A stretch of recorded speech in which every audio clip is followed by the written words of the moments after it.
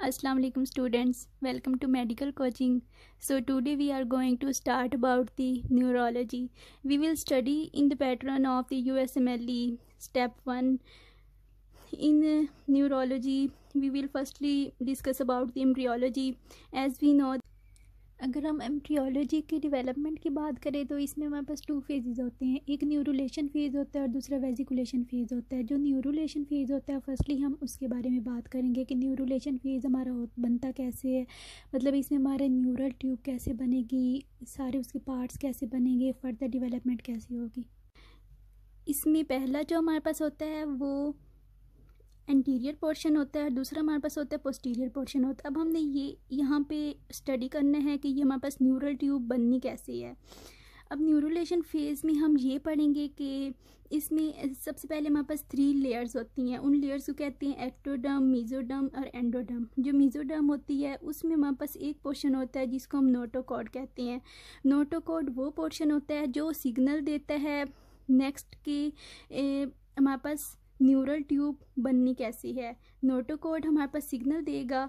देखिए यहाँ पे ये लिखा हुआ है notochord present below the ectoderm. ये एक्टोडर्म लेयर है। एक्टोडर्म के नीचे हमारे पास मेसोडर्म होती है। मेसोडर्म में हमारे पास नोटोकॉर्ड होता है। ये नोटोकॉर्ड नेक्स्ट सिग्नल देता है प्रोलिफरेशन करने के लिए। ये नोटोकॉर्ड किसको सिग्नल देगा? ये नोटोकॉर्ड सिग्नल देगा एक्टोडर्म को। एक्टोडर्म को सिग्नल देगा कि ये मोस्टली सेल्स को प्रोलिफरेट करें। जब सेल्स प्रोलिफरेट होंगे तो जो इसकी पेरिफेरल रीजन पे सेल्स पड़े होंगे वो सारे सेंट्रल में आके अकोमुलेट होना शुरू हो जाएंगे। जब वो यहाँ पे अकोमुलेट होना शुरू हो जाएंगे तो यहाँ पे एक न्यूरल ट्यूब जैसे स्ट्रक्चर बन जाएगा। तो यहाँ पे आप देख सकते हैं कि neural tube present below the ectoderm and form through the collection of cells that are originative from the mesoderm. ये मेसोडर्म से बनता है। नोटोकॉर्ड जो होती है ये मेसोडर्म से बनती है और प्रेजेंट कहाँ पे होती है? एक्टोडर्म के नीचे होती है। Notochord produce signal. नोटोकॉर्ड एक सिग्नल प्रोड्यूस करती है जैसे कि fibroblast growth factor beta. That signal given to the ectoderm and then proliferation of cells produced and from peripheries to centre cells move and form neural plate. ये हमारे पास neural plate है। Neural plate के हमारे पास further 3 derivatives होती हैं। First derivative जो हमारे पास है वो न्यूरल फोल्ड होगा, दूसरा होगा हमारे पास न्यूरल क्रस्ट और तीसरा होगा न्यूरल ग्रूव होगा। जैसे कि हमने पीछे डिस्कस किया है कि हमारे पास न्यूरल प्लेट होती है। न्यूरल प्लेट के फर्दर 3 डेरिवेटिव्स होते हैं। उन 3 डेरिवेटिव्स में एक हमारे पास होगा न्यूरल ग्रूव होगा, दूसरा हमारे पास न्यूरल क्रस्ट होगा और तीसरा हमारे पास न्यूरल फोल्ड होगा। ये न्यूरल प्लेट को हम दूसरे मीनिंग में ये भी कह सकते हैं न्यूरल ट्यूब। न्यूरल ट्यूब जो हमारे पास होगी उसकी शेप इस तरह की होगी। उसमें हमारे पास एक क्रेनियल पार्ट आएगा, एक कॉडल पार्ट आएगा। जैसे कि हमने बिल्कुल स्टार्टिंग में डिस्कस किया है कि हमारे पास न्यूरल ट्यूब ही बननी है। न्यूरुलेशन फेज़ में हमने न्यूरल ट्यूब बनानी है।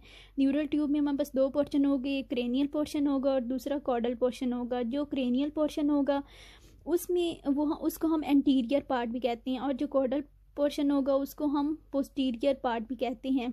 जो एंटीरियर पार्ट होता है वो उसमें नॉर्मली हमारा क्लोज होना होता है 24th डे ऑफ गेस्टेशन पे क्लोज हो जाना होता है with the help of vitamin B9। Vitamin B9 के ज़रिए इसने 24 डे ऑफ गेस्टेशन पे इसने क्लोज हो जाना होता है। लेकिन अगर ये विटामिन B की डेफिशिएंसी हो जाती है या फिर डायबिटिक मदर्स होती हैं तो उनमें ये जो क्रेनियल पोर्शन होता है ये क्लोज नहीं होता, जिसकी वजह से हमारे पास एक एबनॉर्मेलिटी आती है जिसको हम कहते हैं एनेंसेफेलोपैथी भी से कहते हैं, एनेंसेफेली भी कहते हैं। इसमें जो ब्रेन होता है ना उसके पार्ट्स बनते ही नहीं हैं, जैसे कि सेरिबेलम हो गया, उसके अलावा सेरिब्रम हो गया और ब्रेन स्टेम वगैरह हो गया, वो इसमें नहीं बनते। बिल्कुल फ्लैट हमारे पास स्कल आता है। उसके बाद posterior cranial part. Posterior cranial part को हम कॉडल पार्ट भी कहते हैं। ये कॉडल पार्ट जो होता है ये हमारा 26 to 27 डे पे क्लोज होना होता है। कॉडल पार्ट ने 26 to 27 डे पे और जो क्रेनियल पार्ट होता है उसने हमारे पास 24 डे पे क्लोज होना होता है।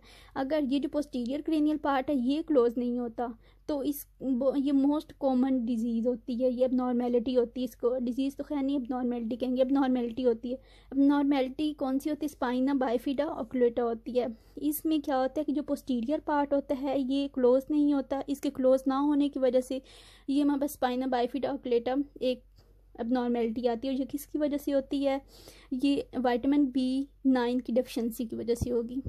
सो नेक्स्ट जो हमारा फेज़ है उसमें हमारे पास आ जाता है कि वेजिकुलेशन फेज़। फर्स्ट हमारा था न्यूरोलेशन फेज़, जिसमें हमने न्यूरल ट्यूब बनने के प्रोसेस को डिस्कस किया था। न्यूरल ट्यूब में हमारे पास पहला था क्रेनियल पोर्शन था, दूसरा कॉर्डल पोर्शन था। इसी तरह अब वेजिकुलेशन फेज़ डिस्कस करना है। वेजिकुलेशन फेज़ में हम डिस्कस करेंगे कि नेक्स्ट जो इसके पार्ट्स हैं वो किस तरह बनते हैं। अब जो हमने पीछे डिस्कस किया था इसमें क्रेनियल पार्ट था और कॉर्डल पार्ट था। अब इसमें क्रेनियल पार्ट से नेक्स्ट वो कौन कौन से पोर्शंस हैं जो बनेंगे। क्रेनियल पार्ट से हमारे पास एक बनेगा प्रोजेंसिफेलॉन, दूसरा मीजेंसिफेलॉन और तीसरा रोम्बेंसिफेलॉन। प्रोजेंसिफेलॉन के नेक्स्ट 2 पोर्शंस होते हैं, एक हमारे पास होता है टीलेंसिफेलॉन और दूसरा हमारे पास होता है डायंसिफेलॉन। जो टीलेंसिफेलॉन होता है और डायंसिफेलॉन होता है ये मिलके हमारे पास बनाता है प्रोजेंसिफेलॉन। प्रोजेंसिफेलॉन को हम कहते हैं दूसरे वर्ड्स में सेरिब्रम भी कहते हैं। जो उसके बाद हमारे पास आ जाता है मीजेंसेफेलॉन। मीजेंसेफेलॉन से हमारा नेक्स्ट पोर्शन जो बनता है वो होता है मिड ब्रेन, और नेक्स्ट होता है रोम्बेंसेफेलॉन। रोम्बेंसेफेलॉन से जो हमारा पोर्शन बनता है उसको हम कहते हैं मेडुला या फिर ओब्लोंगेटा। जो रोम्बेंसेफेलॉन होता है उसमें फर्दर 2 स्वेलिंग्स होती हैं, एक मीटेंसेफेलॉन होता है, दूसरा माइलेंसेफेलॉन होता है। जो मीटेंसेफेलॉन होता है उससे फर्दर जो पोर्शन हमारे बनते हैं वो पोन्स होता है और सेरिबेलम होता है, और जो मीटेंसेफेलॉन होता है उससे हमारे पास मेडुला बनता है। स्टूडेंट्स यहाँ पे मैं आपको एक बार बुक से ओवरव्यू दे देती हूँ। जैसे कि यहाँ पे न्यूरल डेवलपमेंट लिखी हुई है। न्यूरल डेवलपमेंट में ये अगर हम पिक्चर पे एक बार कंसंट्रेट करें तो एक हमारे पास इसमें जब हमारे पास 3 लेयर्स होती हैं, एक्टोडर्म, मेसोडर्म और एंडोडर्म। जो एक्टोडर्म होती है जब उसको सिग्नल जाता है नोटोकॉर्ड की तरफ से तो फिर यहाँ पे हमारे पास न्यूरल प्लेट बनना स्टार्ट हो जाती है। फर्स्टली हम देख रहे हैं कि वो न्यूरल प्लेट उन्होंने लिखी हुई है। फिर उसके बाद नेक्स्ट क्या होता है कि न्यूरल फोल्ड बनता है। न्यूरल फोल्ड से फिर हमारी न्यूरल ट्यूब बन जाती है और साथ इसके न्यूरल क्रस्ट सेल्स भी बनते हैं। फिर न्यूरल क्रस्ट सेल्स के नेक्स्ट कुछ डेरिवेटिव्स होते हैं जो हम फिर फर्दर पढ़ेंगे। ये जो न्यूरल ट्यूब की फॉर्मेशन है ये यहाँ पे इन्होंने दिया हुआ है कि डे 18 से डे 21 तक होगी, मतलब गेस्टेशन की आफ्टर फर्टिलाइजेशन के बाद। जैसे कि हमने डिस्कस किया था कि 3rd to 4th वीक में इसकी डेवलपमेंट स्टार्ट होती है, तो ये डे 18 से स्टार्ट होगा और डे 21 तक ही बनेगा। आगे ये notochord induces overlying ectoderm to differentiate into the neuroectoderm and form the neural plate. ये न्यूरल प्लेट बना देगा अपने सिग्नल नोटोकॉर्ड जब सिग्नल्स इंड्यूस करेगा। Neural plate give rise to the neural tube and neural crest cells. जो neural plate होगा वो further neural tube बनाएगा और न्यूरल क्रस्ट सेल्स बनाएगा। Notochord become nucleus pulposus of the intervertebral disc in adult. ये जब adult age में children जाता है तो ये जो नोटोकॉर्ड होता है ना ये किस में न्यूक्लियस पल्पोसिस में कन्वर्ट हो जाता है, इसका रेमनेंट बच जाता है। ये जो नेक्स्ट पोर्शन दिया हुआ है ये हम फर्दर जब इसकी पैथोलॉजीज करेंगे तो उसमें मैं आपको बताऊंगी, जैसे कि ये सोनिक हीजहॉग जीन वगैरह है। इसमें ये जो पोर्शन दिया हुआ है एलर प्लेट और बेजल प्लेट, ये नेक्स्ट जब मैं development of spinal cord discuss करूँगी तो उसमें ये सारा कुछ आ जाएगा। आगे regional specification of the developing brain, इसमें इन्होंने रीजन्स बताए हुए हैं कि जैसे मैंने इसमें एंटीरियर पार्ट बताया था और पोस्टीरियर पार्ट बताया था। एंटीरियर पार्ट का आगे फर्दर 3 लेयर्स थी, 3 पोर्शन थे sorry, fore brain, mid brain और हाइंड ब्रेन। वो किससे बने थे वो मैंने बताया, प्रोजेंसेफेलॉन, मीजेंसेफेलॉन और रोम्बेंसेफेलॉन।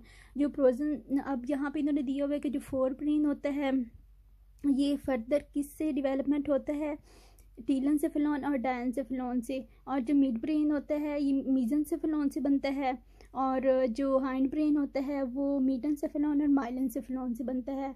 आगे इन्होंने बताया हुआ है कि ये जो टीलेंसेफेलॉन होता है ये फर्दर जाके सेरिब्रल हेमिस्फीयर बनाता है और लेटरल वेंट्रिकल्स बनाता है और बेजल गैंग्लिया। ये सारा कुछ जो होगा ये नेक्स्ट जब हम इसकी एनाटॉमी डिस्कस करेंगे तो उसमें सब कुछ आ जाएगा। आगे डायंसेफेलॉन जो है वो थैलेमस और हाइपोथैलेमस और थर्ड वेंट्रिकल्स बनाते हैं। मीजेंसेफेलॉन जो है वो मिड ब्रेन बनाता है, सेरिब्रल एक्वेडक्ट मिड ब्रेन होता है और उसमें कैविटी होती है सेरिब्रल एक्वेडक्ट।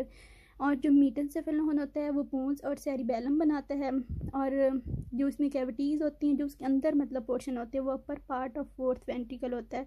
जो माइलेंसेफेलोन होता है वो मेडुला बनाता है, और इसमें जो इसकी कैविटी आती है वो lower part of fourth ventricle